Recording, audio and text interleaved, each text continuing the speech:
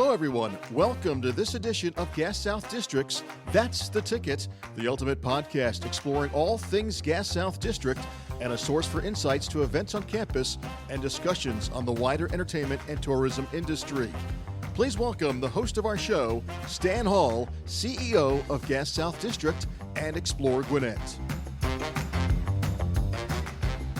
Hello, everyone, and welcome to today's episode of That's the Ticket podcast, where we are joined by a true leader and influential figure in Gwinnett County, Mr. Richard L. Tucker. Richard is the CEO and co-founder of Arlington Capital. With an impressive career spanning decades, Richard has become a cornerstone of both the local business community and throughout the state of Georgia, serving in pivotal roles such as chairman of the Gwinnett Convention and Visitors Bureau, former president of Gwinnett Chamber of Commerce, and as a long-serving member of the University System of Georgia's Board of Regents. Richard, thanks so much for being with us. We're thrilled to have you today, and we can't wait for this conversation. So thank you for coming today. Well, thank you, Stan. Thanks for having me. I'm familiar with your work over here. Obviously, I've been involved a long time with the Convention and Visitors Bureau and seen this campus grow up around us, and so I'm pleased to be here. Absolutely. So, Richard, let's talk a little bit about your past as we get started today. You've had an incredible journey as a prominent leader in Gwinnett County and beyond. Could you just share some of the earliest lessons about leadership you learned and how that sort of shaped your philosophy that you still use today? Yeah, you may know I grew up in DeKalb County and central DeKalb County and went to public schools there all the way. And I grew up in a working class family. My dad and my mother both worked, and so I learned early on that a good work ethic is important and valuable. And so both of them exhibited that. I had responsibilities as a child, whether it was yard work or house cleaning or whatever my mother and dad needed me to do. I had one brother who unfortunately passed away about 9 years ago, but we grew up as just typical middle-class family. But I saw both my parents get up every day, go to work, come home in the evening, and look after my brother and me and get ready for the next day. And so my thought was you have to be prepared for what's going to happen as well as taking care of what you're charged with doing right then. So I've always felt like a work ethic is important, and I like to think I've had a pretty good one over the years. I think you have too, Richard. And we were just sort of thinking about some of the things you talked about growing up with your parents and watching how they did. Your background started in DeKalb County up until the point you went to the University of Georgia. Tell us a little bit about that. I know you embarked after that on a real estate career. Yeah. How did your education at the University of Georgia and those early experiences prepare you for the challenges and the opportunities that followed up after that? Well, I'm like a lot of people. First of all, I was basically the first generation college student in my family and my extended family. But I grew up in DeKalb public schools and was a good student. Mm-hmm. Not necessarily a serious student, but a good student. And so I was fortunate to go to the University of Georgia just out of high school, and I can't say I had an unblemished academic career there. It took me a while to figure out being out on your own, not having people you had to be directly accountable to. You had to be accountable to yourself. So it took me a little while to adjust to that, but I finally picked up on it and managed to get my degree. My parents helped to the extent they could and would and paid the basics, but I worked but we were on quarters back then. Every quarter I was in school, I worked. Multiple jobs in the Athens area to help pay my expenses, pay my fraternity dues, pay my living expenses, have my spending money. But I had started doing that in high school. I started when I was 14 years old working. My dad was in the car business. He was a general manager of a Chevrolet dealership in Stone Mountain, and I would ride the bus from Clarkston to Stone Mountain after school when I wasn't playing sports or other extracurricular activities, and ride the bus down, work in the afternoons, and then ride home with my dad when he got off work. Sometimes it was at 6 o'clock, sometimes that was 8 o'clock. Mm-hmm. But in any event, I worked from the beginning since I was 14 years old to make my own spending money, saved up and bought my first vehicle. I just knew that if you worked hard and you got rewarded for it, there was a bigger reward down the road. And so I just always felt like that's what you're supposed to do. Yeah, exactly. And I did. Yeah. So, Richard, I've known you for, 40 years, maybe a little bit more than that, and I know your past journey. But for those people who don't know it, let's talk a little bit about that today, because when you graduated from the University of Georgia, real estate was not what you went into. Talk about that a little bit. Well, actually, it was. Let me correct you there. Okay. I graduated from Georgia in 1972, so that's 53 years ago. And I had a lot of job opportunities. I'd interviewed with the big companies, the banks, some of the major manufacturers, and I had a degree in business from Georgia. And I was working part-time, as I mentioned earlier. And my last job, I was actually selling mobile homes in Athens, Georgia, and on full commission and making good money. And when I graduated in 1972, all the big companies paid exactly the same thing. $8,400 a year, $700 a month. Well, I would have had to take a pay cut as a college graduate. And so my dad's best friend was Wayne Mason's uncle and Jimmy Mason's uncle. Yep. And they arranged, this was like an arranged marriage. They arranged for me to go to work. It was then called Suburban Realty in Snellville, Georgia, selling homes in the Snellville area. And it was like hunting over a baited field because there were a lot of people coming to Snellville and to Gwinnett County, and I was there to provide sales. And so I did really, really well the first year and a half or 2 years. And then, unfortunately, the Great Depression of 1974 and 75 came along, and I happened to be, you have to work. By then I'd had a wife when I got out of college, but by then I had a son and a daughter by 1975. Yep. And so I lived next door to the high school principal who you knew. I did. And I asked him one day, did he have any openings over at the school? I needed a job. And so he said, well, can you do this? I said, I can do anything you need me to do.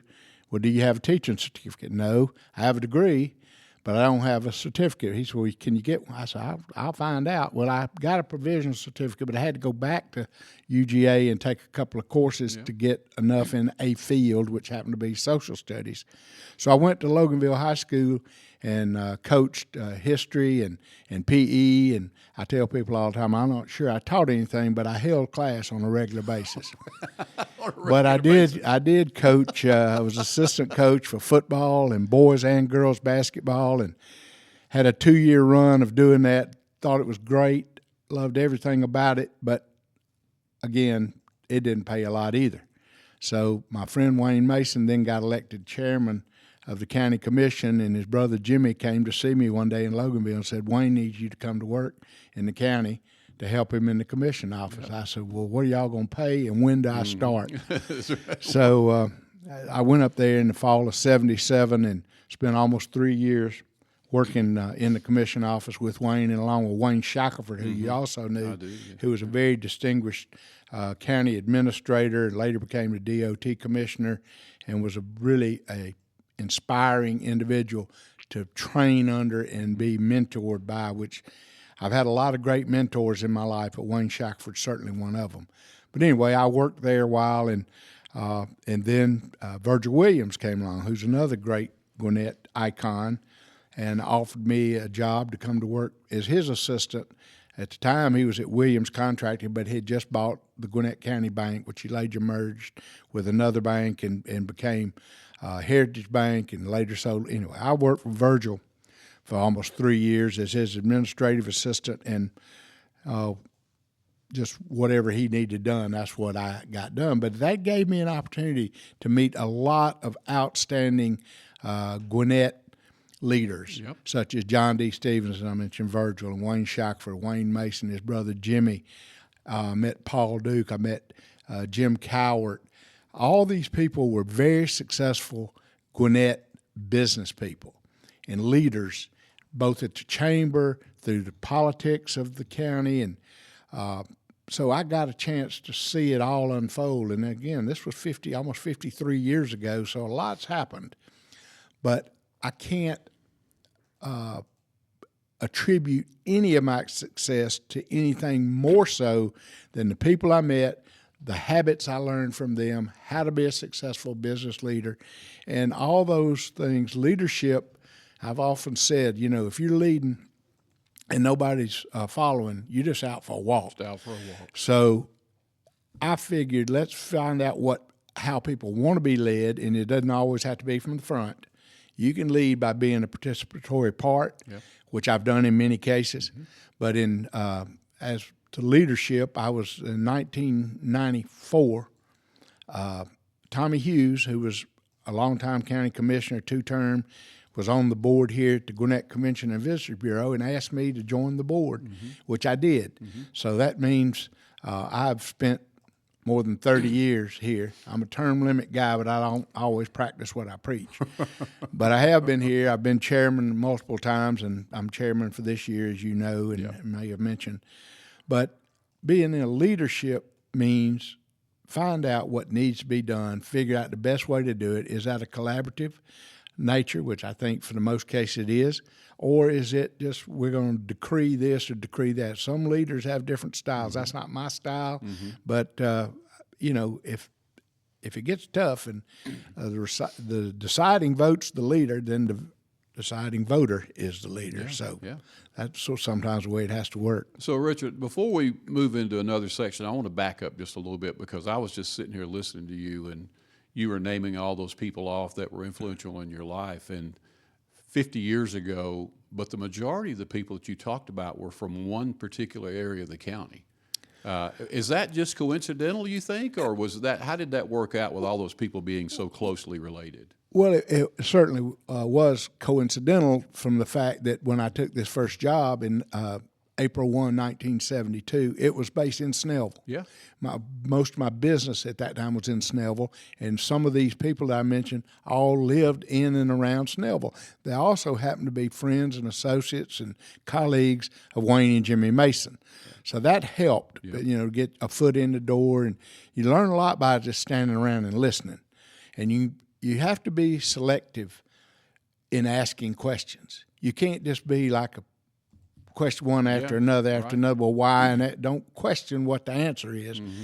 Evidently, you didn't know or you wouldn't ask. And when they told you the answer, accept it. But then you can go research it on your own. Exactly. So I tell young people all the time who I try to mentor, because people have been so good to me. I've had so much help. I try to give that back. And so some of the lessons I try to teach them is be around, be active, but be in the game. That Hamilton show, In the Room Where It Happens. That's important. Right. But how you conduct yourself in that room means if you get invited back to the room the next time. That's exactly. And so a lot of good lessons can be learned just by observing. Yep. But then you got to go do your own research and find out if that lesson is beneficial to you and what you try to do and what you're going to hope to achieve. And it can't all be about the individual, which, everybody knows I'm enough about me, but it's not all about me. I do believe the airline theory of put your own mask on first, because if you're not breathing, you can't help other people. Nobody, so right. You got to help yourself, but you can't do it at the expense of others or to the exclusion of others. So that's part of the Snellville connection. Yeah, so I'll make an admission to you, Richard, now, and you just said it again, but you're saying about leadership, and if you think you're a leader and nobody's following, you just out for a walk. Right. I'll tell you, I've stole that so many times from you with our senior staff. Well, it's true. It is so true, and people do need to hear that, because sometimes their leadership abilities are way beyond what other people might think it is. So that just brings them right back down to earth when you say that. You need to have a realistic view of your own capabilities. If you walk into a room and think you're the smartest person in every room you walk in, you're just so wrong. Yep. But there are people who feel that way, and so it doesn't take long for that to disclose itself. Yep, it and then you sort of get pushed to the side, because nobody wants that. Everybody wants people who are collaborative, who at least listen. Everybody's got their own personal opinion and their own character, their own moral values and all, and nobody's asking anybody to change that, but you have to observe what everybody else is saying and doing and why are they feeling that way. And so if you can get to the root of that, then you might find common ground that you didn't believe you had. Yeah. So that's just the way it works, and it happens over time, and you have to be a person of your word. If you tell somebody you're going to do something, and for something happens you can't do it, you owe that person an explanation that you told you were. Yeah. Because you can't follow through on every promise you make, but you can certainly explain, not make an excuse, but explain why you couldn't do something. But it's even better if you explain it before you get to the point where you didn't do it. There's no doubt. But we've all made mistakes, and we've all made enemies either on purpose or on accident, but we all have them out there. They are out there. Richard, you've called Gwinnett, and I'll tell you I agree with this so much, the county of opportunity. What do you think makes Gwinnett such a unique place for growth and innovation? Well, there are a lot of reasons for one. Number one, and first and foremost, Wayne Shackelford used to say this, the location of Gwinnett County is ideal for what has happened in Gwinnett County. 20 plus miles north of the central city. Atlanta's a vibrant region. But Gwinnett not only had a great location, it had some great early planning relative to roads. You had 2 railroads bisecting it. You had 3 or 4 major highways in 78, 23, Highway 141, all those. And then the county had leaders that looked into the future, whether it was Wayne Mason and his colleagues on the county commission in water and sewer, which they did in the mid-'70s and started that project, which Gwinnett's a great beneficiary of. But to have the kind of location we had, some of the infrastructure we had, the foresight that some leaders had, add that to then the diversity of the types of industry. As you probably remember, Western Electric came here in the late 60s. It was the first major employer to settle in Gwinnett County. They could have just as easily settled, a half a mile away and been in DeKalb County, but they were in Gwinnett, which brought a housing boom to the Norcross, Lilburn, Snellville area. And I got to take advantage of in the early 70s and selling houses to people who were moving from all over the country, but a lot of people were moving out of DeKalb County to Gwinnett because of a lot of reasons. But one was better opportunity. You could buy more house for less money. You could get more land with that house. It wasn't as crowded. Now, that's changed a lot over 50-some years. When I came here in 72, I believe there were 70,000 people. There are 1 million plus today. There were only 10,000 non-agricultural jobs. There are 400 plus thousand today. That had to do with a lot of fortuitous things, but it had a lot to do with planning and vision and long-term foresight as well. And I think Gwinnett County has had such a long line of just great leadership going back to Wayne and even up to where we are today. And you think about those people that have been, particularly in the chairman's role, just really, really incredible leadership. We've had great political stability. It hadn't been 100%, in 50-some years. Couple of exceptions. Well, you're going to get a few things that didn't exactly had that happen. But for the most part, we've had very, very stable leadership like we have today. It's a different paradigm now in Gwinnett. When I came here, it was all Democrat. All the county officers, all elected officials were Democrats. In the mid-'80s, it changed to all Republican. Within about 2 or 3, 4 years ago, 20 years later, so the early 2000s, it changed back. Well, that could be a real upheaval for a lot of communities. But in Gwinnett County, people have accepted it, embraced it. They may not agree with everything that's been going from one party to the next, but they understand that. I tell people all the time, it doesn't matter whether you're a Democrat or Republican, we're the Gwinnett party. If it's good for Gwinnett County, it's going to be good for those of us who are trying to take advantage of these opportunities. And I talk about the land of opportunity. As I said, I grew up in DeKalb, went to school in Athens, moved to Gwinnett early on. I could have moved anywhere within a 100-mile radius of Gwinnett County And you look around, you know where I'm talking about, any direction. And the opportunities wouldn't have been there that were there for me. Yeah. And I mentioned earlier something about hunting over a baited field. Well, that's sort of like business in Gwinnett. People were here. People were trying to come here. There were business opportunities. And I'm talking about, mine was based in the real estate business, but it could have been the same thing in any business: insurance, engineering, lawyer, accounting, banking. There are opportunities where there are people that are searching for and buying products. There are people to provide those products and services for them, and that's what makes Gwinnett great.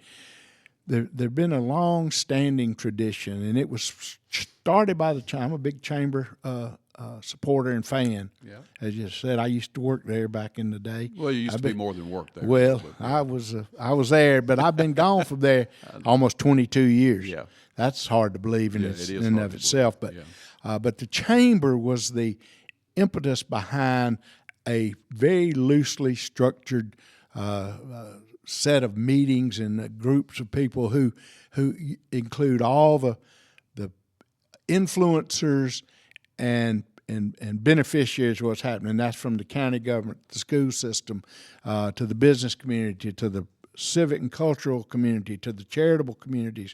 The chamber saw the need before my time to put these groups together and meet on a regular basis with no agenda, no formal program, no nothing, just meet and talk about the issues that are especially for various groups, but so everybody can buy in and be understanding of what they're doing and why they're doing it. No other community that I know of has that kind of cohesion and collaboration. Yeah. But Gwinnett has, and been doing it for a long time. Long time. So we mentioned a little bit that you're currently, in January of this year, you're coming back as the current chairman of the Gwinnett County. It is January. Well, it is January. I'm already it. You are the chair of the Gwinnett Convention and Visitors Bureau. Thank you. But that's not the first time you've held that position in our organization, and we sure do appreciate you. But I want to take you back a little bit, because I've heard you tell this story before. Today we're sitting on the campus of Gas South District, which has turned into something pretty doggone wonderful, I believe. But Richard, take us back to a time when they were looking at this property out here, where it wasn't nearly as busy as it is today, and talk about that a little bit. I love that story. Well, this property, as you probably remember, was owned by the Eastern Airlines Pilots Retirement Pension Fund, and they gave it to Gwinnett County for the specific purpose of building a civic and cultural center. And then they later gave us some more land with it. Now, when that was given it was the same people that owned where Sugarloaf Country Club is now. Right. That was their property as well. All this property belonged to them. But these roads weren't here. Satellite Boulevard was here because it was built and extended in the 70s, late 70s, to accommodate Rockwell International, a scientific rocket manufacturing place, scientific. So that was built here, and this road was extended. But I-85 was just a two-lane, really, road coming up through here. Sugarloaf Parkway wasn't here. All these 20-plus multiple lanes across, none of that was here. But the county had the Civic Center built, and the first SPLOST, as I recall, in the late 80s, they raised $32 million to build this inaugural facility with no county money. It was all SPLOST money. So that started it, and it opened in 92. Yep. And so that's, whatever that is, 40, 30 years, 30-some 40, years so, later. yeah. A long time ago. Long time ago. But anyway, now it's expanded. Our board, with the help of the county and its funding arm, relative to some bond financing and other things, and, we later built this facility, then expanded, then beautified it and enhanced it and increased the exhibit size by double, built the arena. The arena is 22 years old. Yeah. That's hard to believe, too. It is hard to believe. But, it was something that Gwinnett needed, wanted, but all that was done initially with SPLOST funds, and which Gwinnett's been very successful in voting for and approving the SPLOST funds over the years. School system later did with the eSPLOST.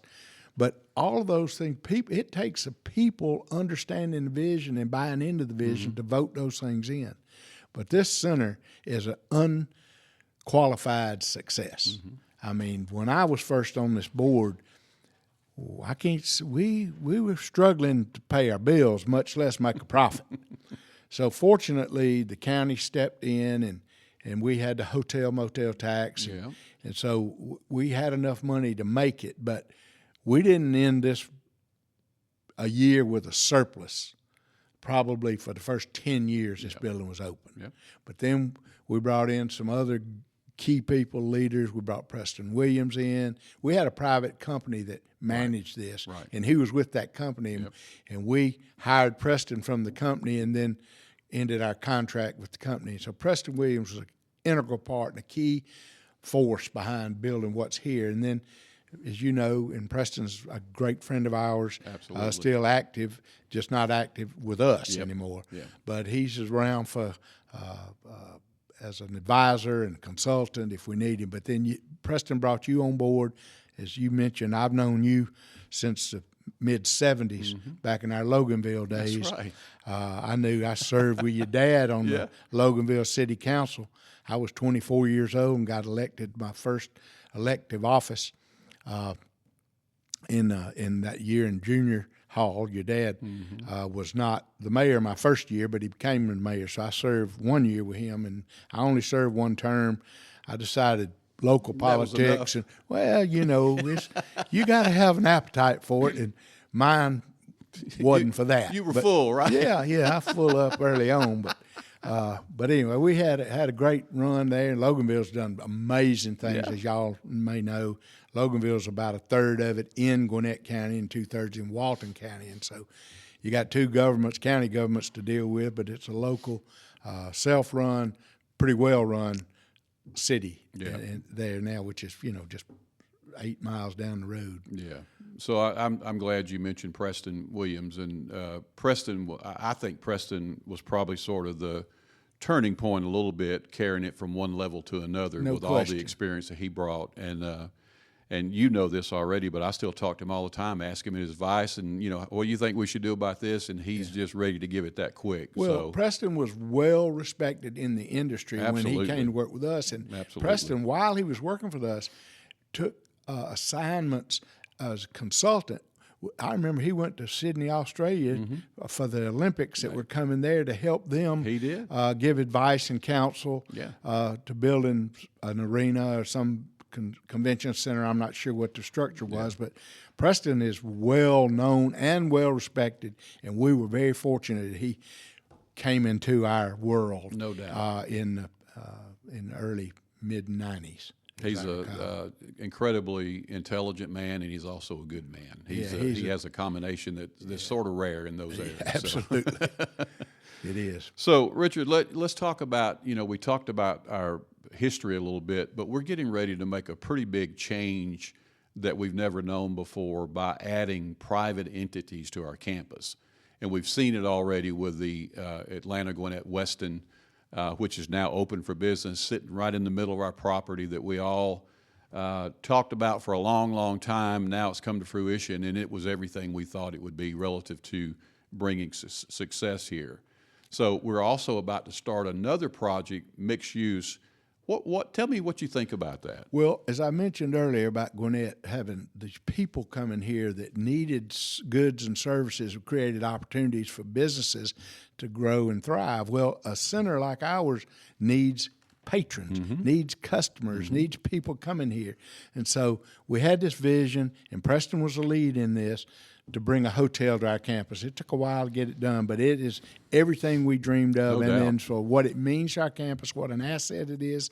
And so now we've reached out, as you know, branched out, and we're about to get an official announcement, but it's been announced and rumored that Northside Hospital is building a patient service center and doctor's offices on the edge of our campus, which it was our property, and now it's theirs. That's going to bring people here. That's going to be people that need other services like restaurants and dining and soft goods and other things and entertainment venues. So now we're working with a developer, which we hadn't finalized. We're under a letter of intent. We hadn't finalized that, so I don't know if I'm supposed to talk about who it is, so I won't. But there will be a mixed-use component of this campus with some residential, entertainment, housing, and restaurants and those kind of things on this campus within the next couple of years. It'll take a little while to build it, but what we will do will absolutely change the look of the center. We have three parking structures here now that accommodate what we're doing, but this new thing will take most of the surface parking that's out there now that you see and turn that into vertical construction for high-rise housing units and office buildings and entertainment and food service places. So it's going to be an exciting thing. This other Gwinnett, it was so well geographically located in the Atlanta region. Same goes for this property, which is geographically located almost in the center of Gwinnett County. If you remember, Gwinnett County is, I believe, 475,000 acres. It's almost 50 miles from one county line to the other. And if you think it's further than that, if you try to drive in afternoon traffic. But Gwinnett, it has a great location to the region, and this center is equally as well located for our county. So that's why it's been successful. Outstanding people have come aboard and granted us things and given us things. And, early on, the Weeks family funded the initial arts center that we have here. And then you got Scott Hudgens, who came along and funded the cultural and the Jackie Hudgens Center. All of those things took people raising and donating money. When I was with the chamber, I can't take any real credit for it. I just happened to be there and tried to stay out of the way. But the county donated the land where the chamber sits. And then the business community stepped up and funded that building. We opened that building in 2000 with no debt.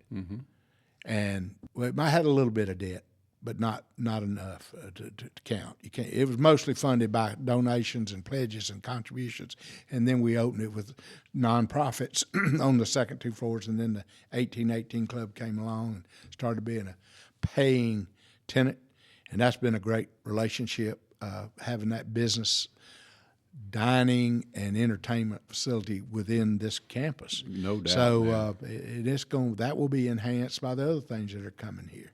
So, it's a vision that's already come, much of it to reality, and the rest of it will be here before we know it. As we say, I've been here almost 53 years. That sounds like a long time. Do you think back how quickly fast it's been?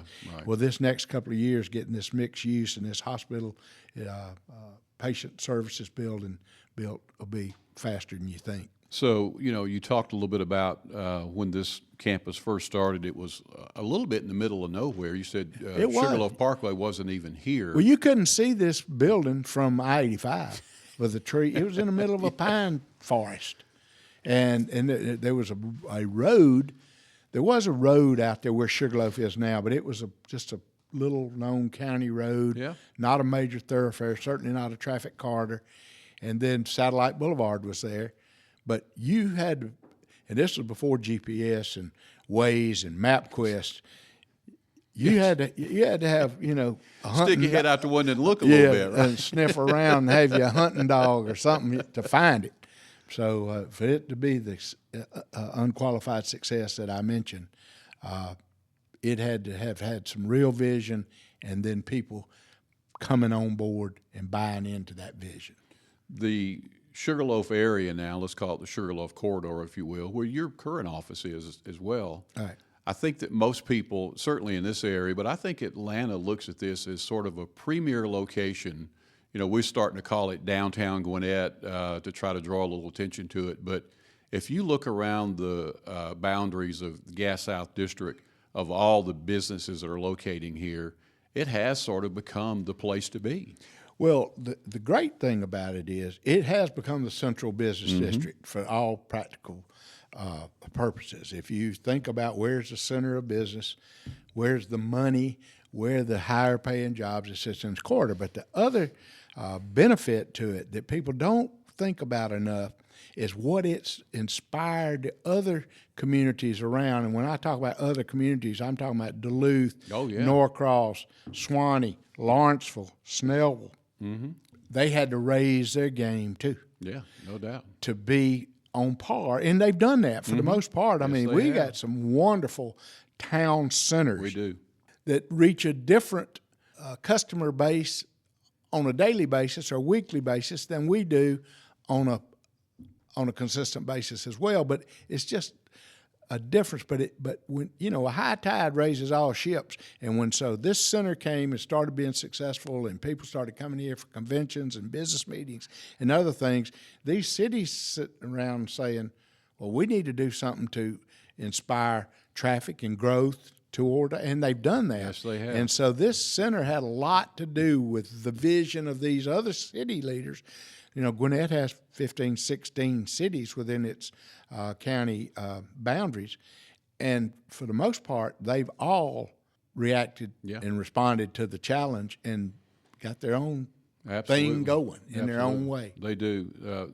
I love talking about future growth here, all the things that this campus is going to be and already is for the most part.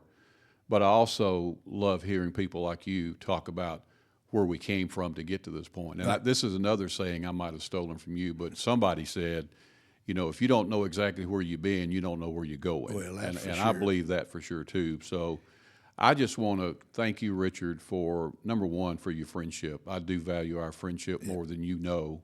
But number two, the leadership that you've given for this organization and continue to give, I'm not sure that'll ever be duplicated. And I want you to know how much we appreciate that. Well, I appreciate that. Sometimes you just happen to be in a place and you do enough right and not enough wrong that they can't get rid of you.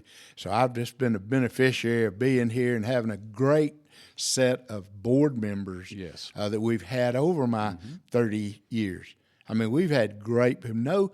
Never one time have we ever gotten to a decision that wasn't almost universally, if not unanimously, approved and supported. And in this mixed use, we backed up one time and put it on pause because our board wasn't 100% on in concert with what we did. We said, well, we're not going to do anything then until we all figure out, let's go make this adjustment, that adjustment, and bring everybody. And we did that. We did do that. And so now they're 100% behind what we're doing. And that's the way you lead, by collaboration and by understanding other people's viewpoint. And if they don't see it your way, well, sometimes you have to change. Absolutely. Now, I don't like that part of it, but that's what what happens. That's what it was. And anyway, so I've been the beneficiary of great board members, great county leadership, great business climate, and I just like to give back. I raised my family here, and they've done pretty well on their own. I'll tell you one more thing when we close out today. I talk to a lot of people in this industry now, as I should, trying to see what they're doing, see what we're doing. But it never fails in the conversations. One of them will start talking about either a scandal or a potential scandal that's happened in their organization. And then they say, well, I'm sure y'all have had some. Well, we haven't had any. No, we haven't. We have not had any. And that is because of people like you who have kept us going in the direction that we needed to go. Just like you said, if we're not going to do it together, we're not going to do it at all. Right. And we haven't had that problem because of that chemistry that you guys created a long time ago. And thank God is still here. So, well, again, that goes back to the right people in the right place, vision and foresight and communication. Mm-hmm. And people will get on board and understand and why. I mean, like you said, if you don't know where you've been, you don't really know where you're going. Well, history is the greatest teacher we have. No doubt about it. And so if you see things happening in other communities and you say, well, that's not good, but it served one purpose, it was a bad example, and we're not going to do it That's that way. exactly right. So That's we've been exactly fortunate right. in that respect. Well, Richard, again, as we close out, thank you so much for everything that you've done and that you continue to do, and we're honored to have you on our board, and we're so happy to have you back as a chair. Thank you this for the year. great job you do as our Well, thank leader you. and the team you've put together, and we got a good success story. We got just a good need to one. tell We it. got a good one going, so thank you. Well, guys, that's all the time we have today. We appreciate you paying attention and listening to someone that is such an important part of our organization. As I said earlier, someone who I consider to be a great, great friend, and that means so much to me. So thank you again. Be sure to check out GasSouthDistrict.com and follow us on Facebook, Instagram, LinkedIn, Twitter, and TikTok. You can find all episodes of Gas South District, That's the Ticket, wherever you listen to podcasts. So thanks for being with us today. We'll return soon for another episode of That's the Tickets. Have a great day, everybody. Goodbye.